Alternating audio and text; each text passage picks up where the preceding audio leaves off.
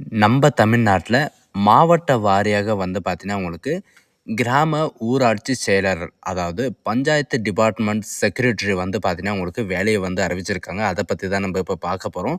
இதில் 38 மாவட்ட வாரியாக டோட்டல் காலி பணியிடங்களை பொறுத்த வரைக்கும் பார்த்தீங்கன்னா 1483 காலி பணியிடங்கள் வந்து வெளியிட்டிருக்காங்க, அதுவும் மாவட்ட வாரியாக.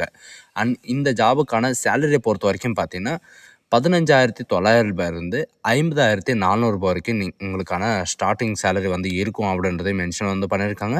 அண்ட் இந்த ஜாபுக்கான எஜுகேஷன் அண்ட் குவாலிஃபிகேஷனை பொறுத்த வரைக்கும் பார்த்தீங்கன்னா குறைந்தபட்சம் கல்வி தகுதி வந்து 10ஆம் வகுப்பு தேர்ச்சி பெற்றிருந்தாலே போதுமானதை நீங்கள் வந்து அப்ளை வந்து பண்ணிக்கலாம். அண்ட் அப்ளை பண்ணுறதுக்கான லாஸ்ட் டேட்டை பொறுத்த வரைக்கும் பார்த்தீங்கன்னா 9/11/2025, அதாவது அடுத்த மாதம் 9ஆம் தேதி வரைக்கும் நீங்கள் ஆன்லைன் மூலிமா வந்து விண்ணப்பிக்கலாம் அப்படின்றத மென்ஷன் வந்து பண்ணியிருக்காங்க. ஸோ இதுக்கு யாரெல்லாம் விண்ணப்பிக்கலாம், யாரெல்லாம் விண்ணப்பிக்கக்கூடாது, அண்ட் இதுக்கான எஜுகேஷன் அண்ட் குவாலிஃபிகேஷன் என்ன அப்படின்ற எல்லா டீட்டெயில்ஸும் வந்து பார்த்திங்கன்னா உங்களுக்கு பிரீஃபாக எக்ஸ்பிளைன் பண்ண போகிறோம். வீடியோவை ஸ்கிப் பண்ணாமல் எண்டு வரைக்கும் பாருங்கள். பட் அதோடு நம்ம சேனலுக்கு இப்போ தான் நீங்கள் ஃபர்ஸ்ட் டைமும் உள்ளே வந்திருக்கீங்கன்னா நம்ம சேனல் வந்து சப்ஸ்கிரைப் பண்ண வச்சுக்கோங்க. அப்போ தான் நாங்கள் போடக்கூடிய கவர்மெண்ட் ஜாபோட நோட்டிஃபிகேஷன் வந்து பார்த்திங்கன்னா உங்களுக்கு உடனுக்குடனே வந்து சேரும். ஸோ கைஸ், இப்போ ஒரு சின்ன சஜஷன் வந்து உங்களுக்கு. நிறைய பேருக்கு வந்து பார்த்தீங்கன்னா கனவே என்ன இருக்குன்னா, நான் ஒரு ஐடி கம்பெனியில் வந்து ஒர்க் பண்ணணும் அப்படின்ற ஒரு கனவுகள் நிறைய பேருக்கு வந்து இருக்கும். அதுக்கான ஒரு வீடியோ தான் உங்களுக்கு வந்து சஜஷன் பண்ணுறேன். இது வந்து ப்ரொமோட் வீடியோ அப்படின்னு நினைக்காதுங்க. எனக்கு தெரிஞ்சதை உங்களுக்கு வந்து சஜஷன் வந்து பண்ணுறேன். இதில் யூனிட் டெக்னாலஜிஸ், அதாவது டெக்னாலஜிஸ் ட்ரைனிங் ப்ரோக்ராமில் வந்து பார்த்தீங்கன்னா உங்களுக்கு ட்ரைனிங்கும் கொடுத்து அதுக்கான இன்டர்வியூ வந்து பார்த்தீங்கன்னா அவங்களே வந்து ப்ரொவைட் பண்ணி அவங்களே வந்து ஜாபும் வந்து ப்ரொவைட் பண்ணி தராங்க. இது ஒரு நல்ல ஒரு குட் ஆப்பர்ச்சுனிட்டின்னு கூட சொல்லலாம். இதுலேயே வந்து பார்த்தீங்கன்னா ஹெச்ஆர், கான்ட்ராக்ட் இந்த மாதிரி வந்து பார்த்தீங்கன்னா உங்களுக்கு எப்படி உங்களுக்கு வந்து கம்ப்யூட்டர் ஆப்ரேட் பண்ணணும் அப்படின்ற எல்லா டீட்டெயில்ஸும் வந்து பார்த்தீங்கன்னா இவங்களே வந்து கற்று தந்து அண்டு உங்களே வந்து பார்த்தீங்கன்னா உங்களுக்கு ஐடி கம்பெனியில் வந்து மினிமம் வந்து பார்த்தீங்கன்னா 15 lakhs வரைக்கும் உங்களுக்கான சேலரி வந்து இருக்கிற மாதிரி இவங்களே வந்து ப்ரொவைட் வந்து பண்ணி தந்துடுவாங்க. உங்களுக்காக தான் இந்த வீடியோ வந்து போடுறேன். இது வந்து ப்ரொமோஷன் வீடியோவெல்லாம் எதுவுமே கிடையாது. இந்த ஜாப் வந்து பார்த்தீங்கன்னா சிலருக்கு, அதாவது ஜாப் இப்படி வேணும் அப்படின்றவங்களுக்கு வந்து பார்த்தீங்கன்னா நான் ஐடியிலேருந்து ஐடிக்கு வந்து மாறணும் அப்படின்றவங்களுக்கு இந்த வீடியோ வந்து ப்ரொமோட் பண்ணுறேன். இதுக்கு வந்து பார்த்தீங்கன்னா எந்த விதமான எஜுகேஷன் அண்ட் குவாலிஃபிகேஷன் வந்து ஃபிக்ஸடெல்லாம் கிடையாது. உங்களுக்கு இந்த கம்ப்யூட்டர் நாலேஜ் வந்து இருந்தாலே போதுமானது. இப்போ இருக்கிற காலகட்டத்தில் வந்து பார்த்தீங்கன்னா நீங்கள் 10th 12th இந்த மாதிரி வந்து பார்த்தீங்கன்னா நீங்கள் எது வேணாலும் படிச்சிருக்கலாம். பட் ஏஐ இன்டெலிஜென்ட் வந்து பார்த்தீங்கன்னா உங்களுக்கு நல்லாவே தெரிஞ்சிருக்கணும். ஏன்னா இப்போ வர்ற காலகட்டத்தில் வந்து பார்த்தீங்கன்னா ஏஐ வேர்ல்டில் வந்து பார்த்தீங்கன்னா எவ்வளோ இம்ப்ரூவ்மெண்ட் ஆகிட்டுருக்கு அப்படின்றது உங்களுக்கு வந்து தெரியும். இதில் வந்து கோடிங், நான் கோடிங் இந்த மாதிரி வந்து பார்த்தீங்கன்னா உங்களுக்கான ப்ரோக்ராம்ஸ் அண்ட் ஏஐ கமாண்டு கொடுக்குற கோடிங் இது மாதிரி எல்லாமே வந்து பார்த்தீங்கன்னா உங்களுக்கு தெரிஞ்சிருக்கணும். இது எப்படி வந்து பண்ணணும் அப்படின்ற உங்களுக்கு ஒரு வீடியோ வந்து நான் உங்களுக்கு சஜஷன் பண்றேன். அதை வந்து பாருங்க. நான் ஐடில இருந்து ஐடி ஃபீல்டுக்கு ஸ்விட்ச் ஆகணும்னு யோசிச்சுட்டு இருக்கீங்களா? ஆனா எந்த ஒரு டெக்னிக்கல் நாலேஜ் இல்லைன்னு நினைக்கிறீங்களா? அப்போ உங்களுக்கான கரெக்டான வீடியோ தான் இது. நம்ம யூனிக் டெக்னாலஜிஸ்ல ஃபுல் ஸ்டாக் டெவலப்மெண்ட் கோர்ஸான ஜாவா, பைத்தான், .NET, SQL இது மாதிரி நிறைய ஆடட் கோர்ஸ் வெறும் 100 daysல கத்துக்கிட்டு எக்ஸ்பர்ட்டா ஆயிடலாங்க. இதுக்கான கம்ப்ளீட் ட்ரைனிங்ல நீங்க ஆன்லைன் இல்ல ஆஃப்லைன்லயும் எடுத்துக்கலாம். கத்துக்கிறது மட்டும் இல்லாம உங்களுக்கு coding plus non coding IT ஜாப்ஸ்ல இன்டர்ன்ஷிப் வித் 100% பிளேஸ்மெண்ட் கேரண்டி, அதுவும் up to 7 lakhs per annum வரைக்கும் ப்ரொவைட் பண்றாங்க. இன்னும் ஏன் யோசிச்சுட்டு இருக்கீங்க? உடனே ஃபுல் ஸ்டாக் டெவலப்மெண்ட் கோர்ஸ் வாங்குங்க, உங்க கெரியரை கிக் ஸ்டார்ட் பண்ணுங்க. அப்புறம் எதுக்காக வெயிட் பண்ணிட்டு இருக்கீங்க? மொபைலை எடுங்க, இந்த ஸ்க்ரீனில் தெரிகிற நம்பருக்கு வந்து உடனே கால் பண்ணுங்க. உங்களுடைய அதாவது உங்களுடைய ஸ்கில்லை வந்து இம்ப்ரூவ்மெண்ட் பண்ணுங்க, ஐடி ஜாப்ல வந்து ஜாயின் பண்ணுங்க. ஸோ கைஸ், இது வந்து பார்த்தீங்கன்னா உங்களுக்கு ப்ரொமோஷன் வீடியோ கிடையாது. நான் உங்களுக்கு சஜஷன் பண்ணுறதுக்காக இந்த வீடியோ வந்து உங்களுக்கு ப்ரொவைட் வந்து பண்ணுறேன். So guys, thank you. நம்ம தமிழ்நாட்டில் ஊரக வளர்ச்சி மற்றும் ஊராட்சித்துறைன்னா சில பேருக்கு என்னன்னு தெரியாது. Rural department and panchayat Raj department, அதாவது நம்ம தமிழ்நாட்டில் ஊர் பஞ்சாயத்து தலைவருக்காக வந்து பார்த்தீங்கன்னா உங்களுக்கு இந்த நோட்டிஃபிகேஷன் வந்து வெளியிட்டிருக்காங்க. பஞ்சாயத்து டிபார்ட்மெண்ட்டில் உங்களுக்கு வேலை செய்வதற்காக. இதில் காலிப்பணியிடம் வந்து எவ்வளோ வந்து கொடுத்துருக்காங்க, எந்தெந்த மாவட்டத்தில் வந்து எவ்வளோ காலிப்பணியிடம் வந்து இருக்குது, அண்ட் அதோட இந்த ஜாபுக்கான எஜுகேஷன் அண்ட் குவாலிஃபிகேஷன் என்ன அப்படின்றத இப்போ வந்து பார்க்கலாம். இதோடைய காலிப்பணியிடங்களுக்கான அறிவிப்பு பொறுத்த வரைக்கும் பார்த்தீங்கன்னா மேலே வந்து கொடுத்துருக்காங்க. நீங்கள் இதை கிளிக் பண்ணவே போதுமானது. டைரெக்டாக இந்த பேஜுக்கு வந்துடுவீங்க.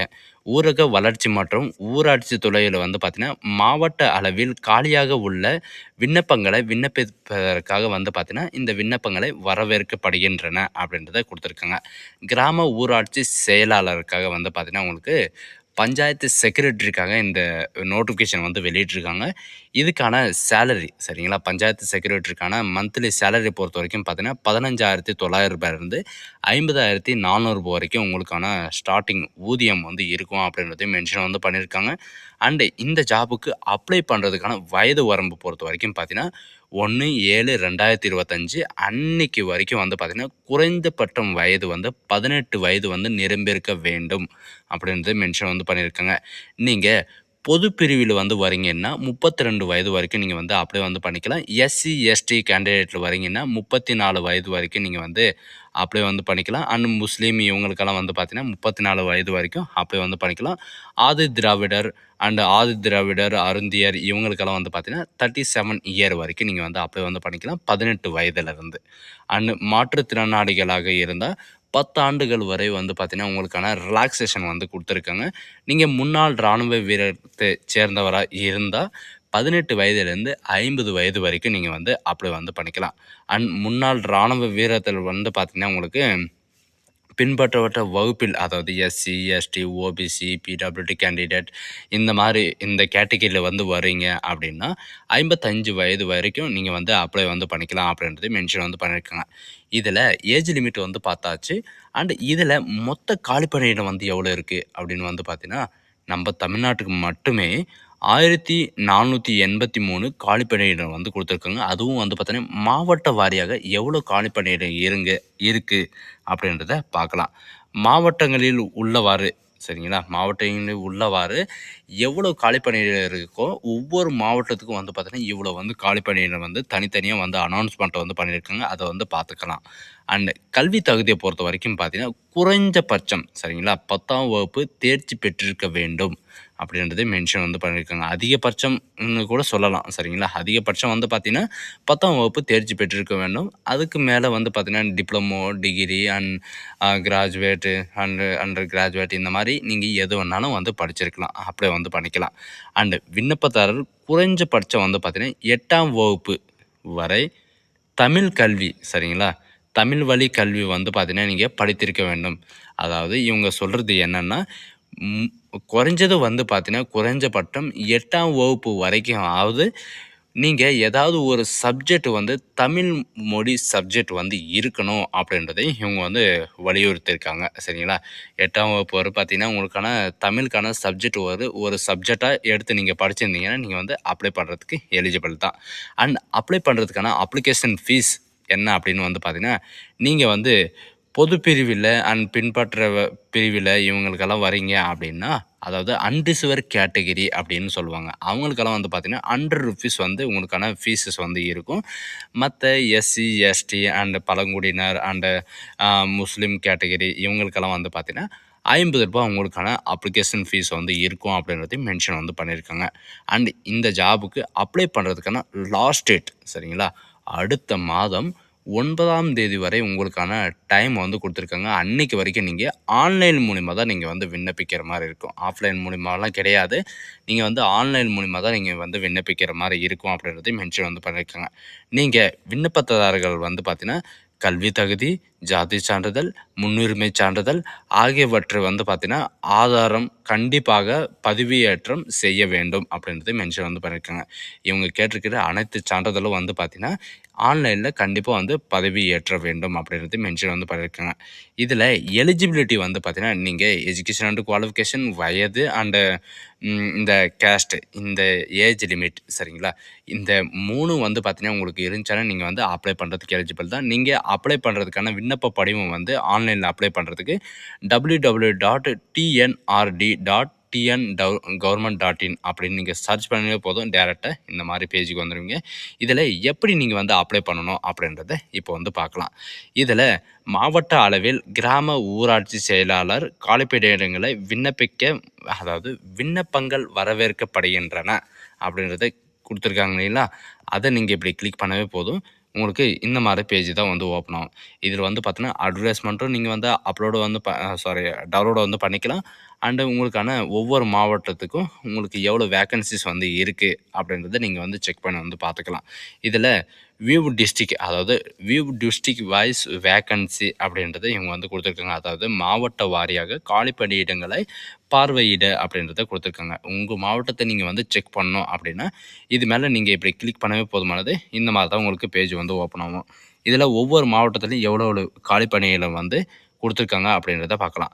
அரியலூரை பொறுத்த வரைக்கும் பார்த்தீங்கன்னா 33 காலி பணியிடங்களும், செங்கல்பட்டை பொறுத்த வரைக்கும் 52 காலி பணியிடங்களும், கோயம்புத்தூரை பொறுத்த வரைக்கும் 14 காலி பணியிடங்களும், அண்டு கடலூரை பொறுத்த வரைக்கும் 37 காலி பணியிடங்களும், அண்ட் தருமபுரியை பொறுத்த வரைக்கும் 21 காலி பணியிடங்களும், அண்ட் திண்டுக்கல்லை பொறுத்த வரைக்கும் உங்களுக்கு 39 காலி பணியிடங்களும், அண்டு ஈரோடை பொறுத்த வரைக்கும் பார்த்தீங்கன்னா 26 காலி பணியிடங்களும், அண்டு கள்ளக்குறிச்சியை பொறுத்த வரைக்கும் 33 காலி பணியிடங்களும், அண்டு காஞ்சிபுரத்தில் வந்து பார்த்தீங்கன்னா 55 வேக்கன்சியும், அண்டு கன்னியாகுமரியில் வந்து 30 வேக்கன்சி, அண்டு கரூரில் வந்து 32 வேக்கன்சி, கிருஷ்ணகிரியில் வந்து பார்த்தீங்கன்னா 50 வேக்கன்சியும், அண்டு மதுரையில் வந்து 69 வேக்கன்சி, மயிலாடுதுறையில் வந்து 31 காலி பணியிடங்கள், and Nagapattinam, Namakkal, Perambalur, Pudukkottai, Ramanathapuram, Ranipet, Salem, Sivaganga, Tenkasi, and Thanjavur, Theni, Nilgiri, and Thoothukudi, இந்த மாதிரி வந்து பார்த்திங்கன்னா திருச்சிராப்பள்ளி, திருநெல்வேலி, திருப்பத்தூர், திருவாரூர், அண்ட் திருவள்ளூர், திருவண்ணாமலை,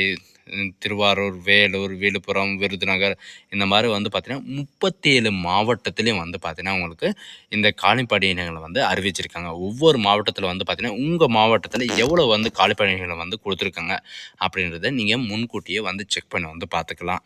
அண்ட் இதில் எப்படி வந்து அப்ளை பண்ணுறது அப்படின்ற சில இன்ஸ்ட்ரக்ஷன் வந்து கொடுத்துருக்காங்க. அதாவது இன்ஸ்ட்ரக்ஷன் ஃபார் அப்ளிகேஷன்ஸ் அப்படின்றத அப்ளிகேஷன்ஸில் வந்து கொடுத்துருக்காங்க. விண்ணப்பங்கள் அப்படின்றத நீங்கள் கொடுத்தாவே போதுமானது. இந்த மாதிரி தான் உங்களுக்கு எப்படி அப்ளை பண்ணணும் அப்படின்ற சில இன்ஸ்ட்ரக்ஷன்ஸ் வந்து கொடுத்துருக்காங்க. இதில் இருக்கிற மாதிரி நீங்கள் படிச்சுட்டு நீங்கள் வந்து அப்ளை வந்து பண்ணிக்கலாம். சரிங்களா? இதில் ஆன்லைனில் அப்ளை பண்ணுறது வந்து பார்த்திங்கன்னா ஊராட்சி, அதாவது பஞ்சாயத்து செக்ரட்டரிக்காக தான் நீங்கள் இப்போ வந்து அப்ளை வந்து பண்ண போகிறீங்க. அப்ளை நவ் அப்படின்றத நீங்கள் இப்படி கிளிக் பண்ணவே போதுமானது. இந்த மாதிரி தான் பேஜ் வந்து ஓப்பன் ஆகும். இதில் வந்து பார்த்தீங்கன்னா விண்ணப்பிக்க விரும்பும் மாவட்டம், அதாவது நீங்கள் எந்த மாவட்டத்தில் வந்து இருக்கீங்களோ அந்த மாவட்டத்தை வந்து பார்த்தீங்கன்னா நீங்கள் வந்து சூஸ் பண்ணிக்கிற மாதிரி இருக்கும். இப்போ வந்து பார்த்தீங்கன்னா தருமபுரி அப்படின்னு எடுத்துக்கோங்க. தருமபுரியை வந்து நீங்கள் சூஸ் பண்ணிக்கோங்க.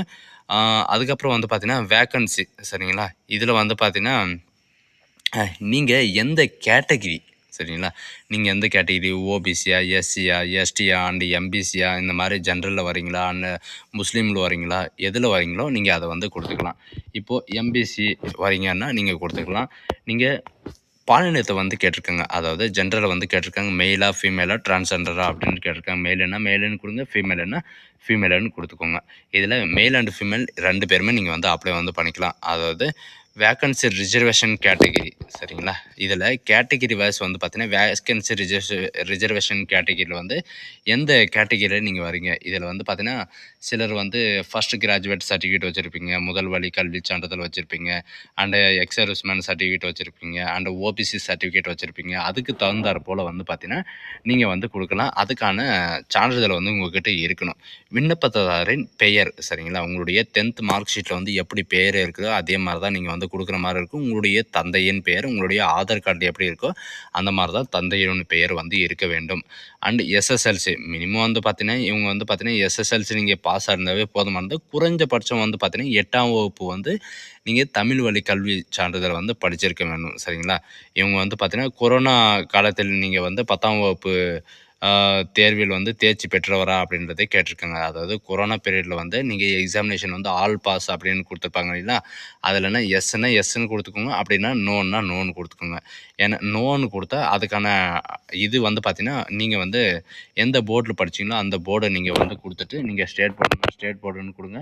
அந்த சிபிஎஸ்சின்னா சிபிஎஸ்சின்றதை நீங்கள் வந்து கொடுத்துக்கோங்க. இது வந்து கொடுத்தீங்கன்னா உங்களுக்கான வகுப்பு சான்றிதழ் வந்து நீங்கள் வந்து அப்லோடு வந்து பண்ணுற மாதிரி இருக்கும், சரிங்களா? அதுக்கப்புறம் வந்து பார்த்தீங்கன்னா உங்களுடைய மதிப்பெண் வந்து கேட்டிருக்காங்க, உங்களுடைய பர்சன்டேஜ் வந்து கேட்டிருக்காங்க, டோட்டலாக எவ்வளோ மார்க் வந்து வாங்கியிருக்கேன் அப்படின்றதை கேட்டிருக்காங்க.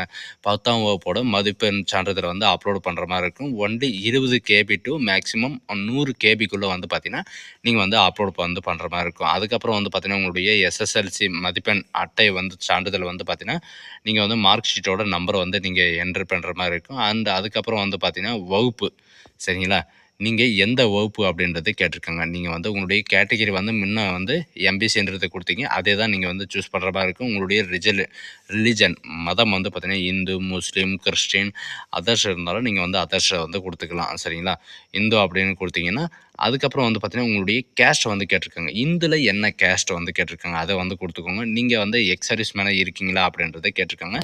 எஸ்ன்னு எஸ்ன்னு கொடுங்க, இல்லைன்னா நோன்னா நோன்னு கொடுங்க. ஆதரவற்ற விதவையா அல்லது மாற்றுத்திறனாளியா அப்படின்றத கேட்டிருக்காங்க. இதில் ஏதாவது ஒன்று எலிஜிபிளாக இருந்தால் எஸ்ன்னா எஸ்ன்னு கொடுங்க, இல்லைனா நோன்னா நோன்னு கொடுத்துக்கோங்க.